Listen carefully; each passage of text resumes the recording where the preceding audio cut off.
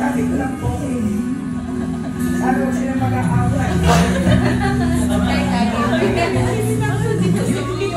Tsaka, welcome sila lagi sa akin. Tsaka pagka ko siya nag-iiyak mag-aaral ka. Nag-aaral ko rin. Dahil siya mahirapan. Yun lang. Birthday, anak. Congratulations and good luck sa'yo. Kala mo, ah. Sabi nga nung Diyos kanina eh, kumikututol. Kala ko tumutol talaga dahil siyempre guys, isa-isa kong babae yan.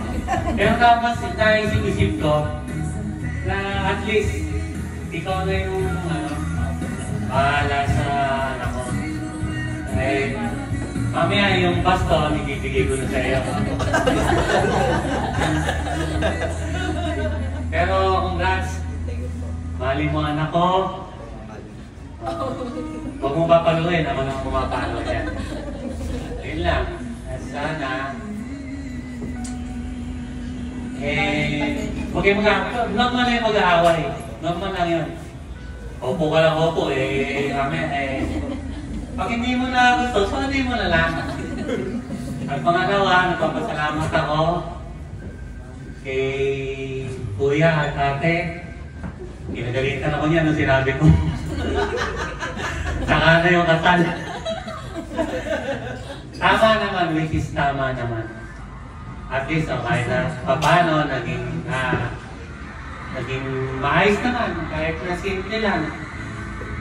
Ang mama, hindi na namin sinama sa wedding kasi alam ko, tututol yan.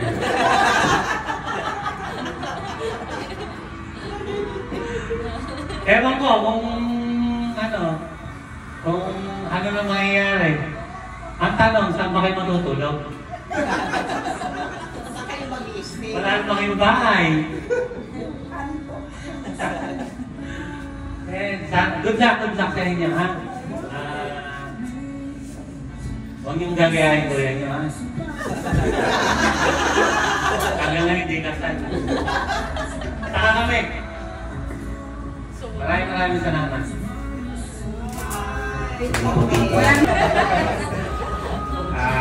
Happy birthday nga pala sa kapatid ko si Davey.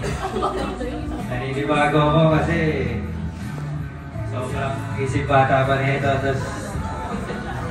Kahit na nasa tamang edad na siya, pero feeling ko bata pa rin ito eh. Ito yung kapatid ko. Yan lang yung babae sa pamilya namin. Parang iiyak eh. Wala naman nakakayak sa sinasabi ko.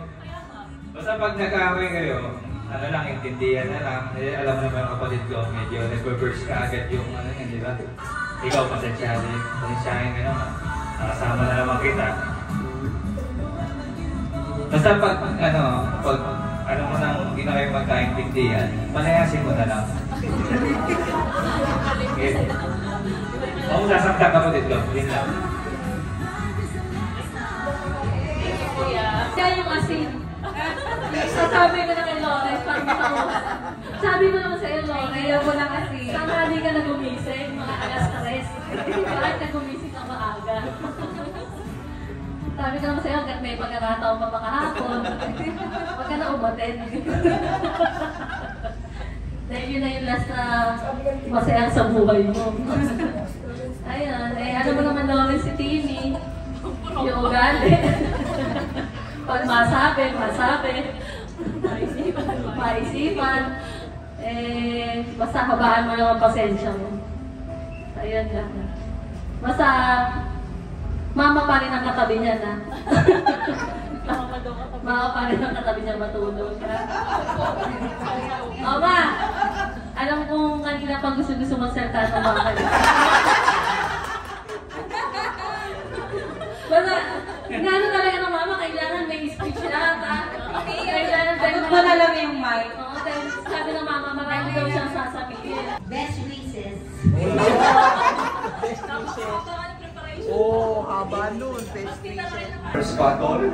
I was 17, and I can still remember when your dad came to me and told me that you're gonna be the ninong for my daughter. It's such a privilege, and then to be your godfather again for the second time. Sorry, because it's a little bit harder for the talk with you in Tagalog, so it's easier for me to just but I wish you all the best.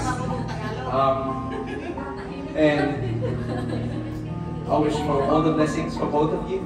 And I really love your vows. And it really hit the nail in terms of what love is. Getting married is easy.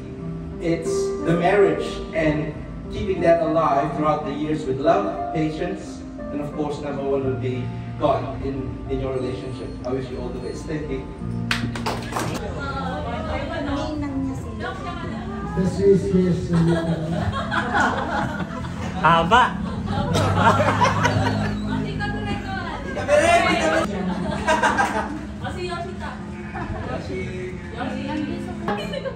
First of all, congratulations both of you. You guys deserve a lifetime and a happiness. Love. I'm super happy. Lalo na sa'yo. To my friend Timmy since high school. Masaya ako. Nahanap mo yung isang Lawrence na ang habang buhay na iintindihin ka. And Lawrence, thank you. Kasi ikaw yung lalaking simula high school po kasi si Timmy. Ano? Tayo po kay Papa ko. Lahat po kasi ng mga runs niya, lahat ng happiness niya, yung successful niya, alam ko. Ano naminig ko? Sige, sabihin mo ako mag-awak. Huwag ka magsasawa sa topak mo, Timmy.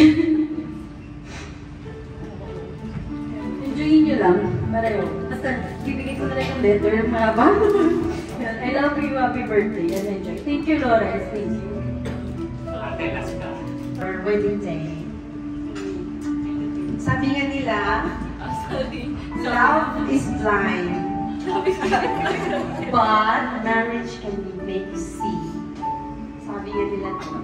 Pero sige lang, basta, sabi nga nila, mag-away, bahala na kayo magkalmutan. Huwag na masyadong masakit. Ha? Tapos, yes. Ano pa ba? Nalala ko si Timmy kasi doon, hindi pa marunong maglaba. Lagi ko, paano naman pag mag-asawa ka? Ha? Ganito lang yan, oh. Paano mag-asawa ka? Tapos sabi niya, oh, kita mag-asawa talaga. Paano na lang pag mag-anak ka? Oh, ngayon, ito na yun. Ito na yun, sabi ko kasi kahit ano lang itlog eh. Practice tayo isang kamay para mag-ano ng itlog. Ibibiyak niya muna bago ilagay. Bakit hindi mabubuo, tita? Hindi talaga mabubuo. Hinahin mo kasi. O paano lang, lagi ko siyang sasabihin, paano kung mag-asawa ka? Paano kung mag-anak ka na? O, ito na yun. Ha? Meron na lahat. May anak na tsaka may asawa. Basta, hindi ka namin papabayaan. O, nandun na. Ready na yung kwarto mo. Kwarto namin. Oo, yung kwarto nyo. Alam na namin. Expect na namin na may iiyak na sa madaling araw. Okay? Stay strong. Basta happy lang. Alagaan si baby namin. Prinsesa namin yan, ha? Congratulations both of you. And then, basta, dasal lang. Okay? And yes, understanding each other. Congratulations. Salamat, ha? Congratulations. All the best of you. But anyway, congratulations everybody here. At the same time, hello. Okay. Anyway, nabulong ko na sa'yo ang sikreto, di ba? Kanina. So, hindi na kailangan ni Bulgar dito. Ano kaya sikreto sinabi sa'yo? Secret. So, ano ko lang is, life is like a roller coaster yan. Up and down. Hindi palaging up, hindi palaging down. So, basta pag-isip mo sa umaga, panibagong buhay na. Okay? Ano ba na nangyari kahapon? Ito kunin mo din isa. Ayaw ko pa pagsalita yun eh. Ayan na yan. Okay, so kung ano nangyari kahapon, ngayong araw na to, panibagong araw. Yun lang. Ha? So magkahalan lang kayo, hindi magiging perfect ang isang marriage kung halimbawa, hindi perfect yan. Hindi ka perfecto eh. Hindi ka perfecto. Pero that is the way that our marriage is gonna be a perfect. Kasi walang perfect na tao. Okay? Kayo na talaga magbibigay ng bunawan sa inyo dalawa. Okay?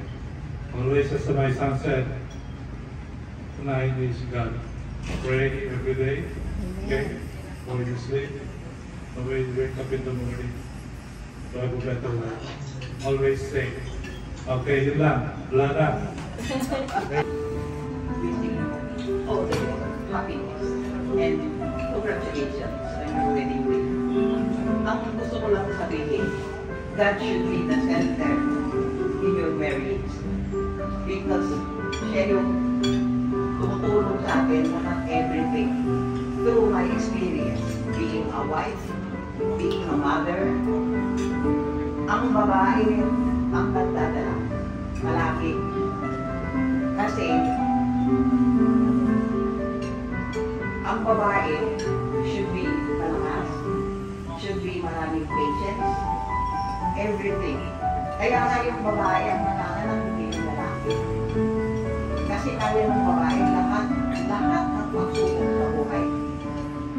Hindi bibitaw ng babae as long as palagi kang tumatawag sa kanya. Yun ang importante sa buhay. Maraming ups and downs, maraming problems. That's what it is. Marriage is like that. But you have to be strong. Kailangan, you need to speak with each other. Kung let's say medyo merong naliligaw ng landas or whatever, something nangyayari, just keep on praying.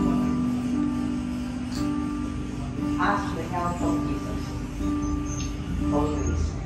Yun lang, magiging successful ang marriage, I tell you, which is through my experience. And your family will be happy and peaceful. Yun lang. Congratulations and all the best. Pamaya ako eh. Layo ah. So, mula nung ano kasi?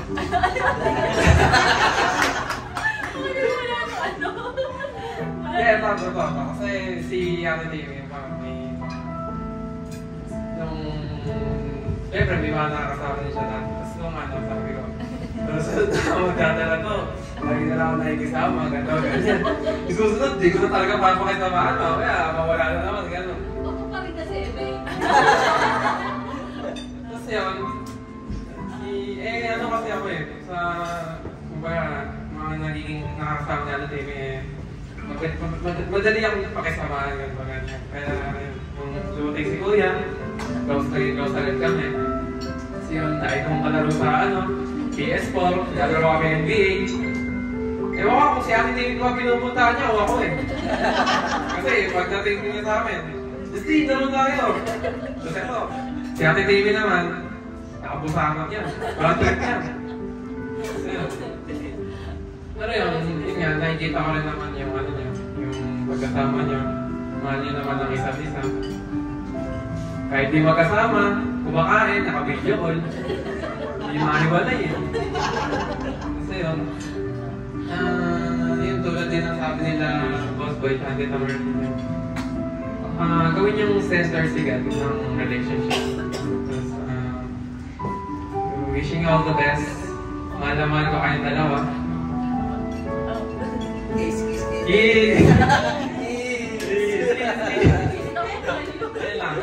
Thank you. Nahiya talaga ako. Hindi mo makapaniwala sila kasama yung kaibigan ko. Baka maiyak ko. Pero congratulations sa inyong dalawa. Yung message ko sa inyo is sana pag-tiis ka mo itong kaibigan mo kahit napakakulit niya. Pero subok naman yung ano niya, yung loyalty niya. So hanggang dulo, subok si Lawrence.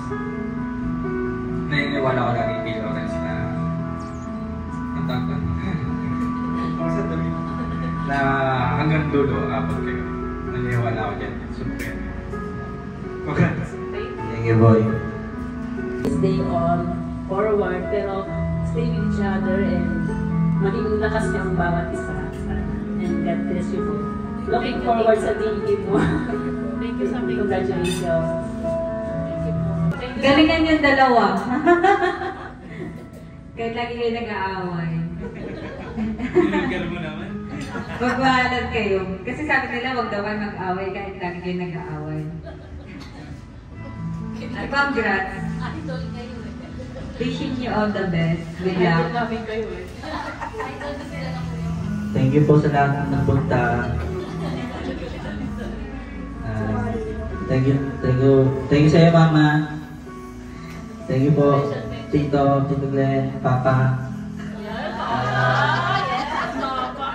Pedler, ay, Bayaw.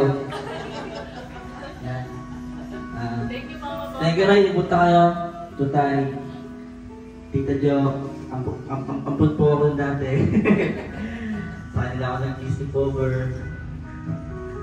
Yoshi, thank you sa pagpunta. Thank you, Justine. Ati, thank you po sa lahat. Sa libre pagkain. Araw-araw. Ano po laban ni Timmy? Kung laban ko, laban namin pareho. Pares po namin naharapin natin. Thank you po sa lahat. Imi.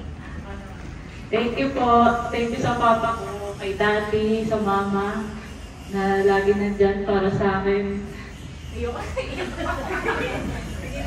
Thank you sa kuya ko. Thank you sa pamilya ko na laging nandyan.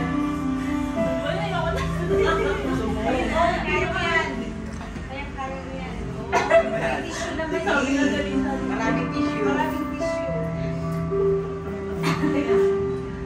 All out mo na. Thank you sa tatay ko na Sige lang, okay lang.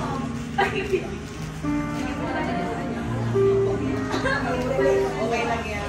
Magdala ka ng walya eh. wait. Coffee boy. Ito na. Wala din. Thank you sa tatay.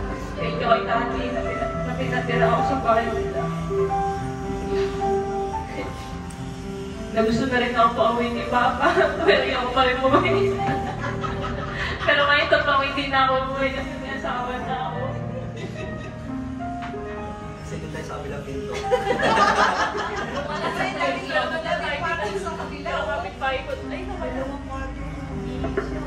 Pero ang totoo kapitbahay ko lang sila. Ayun, thank you po sa lahat ng pumunta kay ate, kay Boss Boys, kay Nino Mokmok, sa pamilya ni Lawrence. Thank you Mama. Yes, Mama. Thank you po. Salamat po sa tutulong sa akin mag-alaga ng anak ko in advance. Thank you Ate Jaya sa pag-ayos sa akin. Thank you sa pinsan ko kay Justine, na lagi ko sinasabihin ng sikreto. Yun lang. Thank you, Tita. Thank you, Nina. That's all. Thank you po.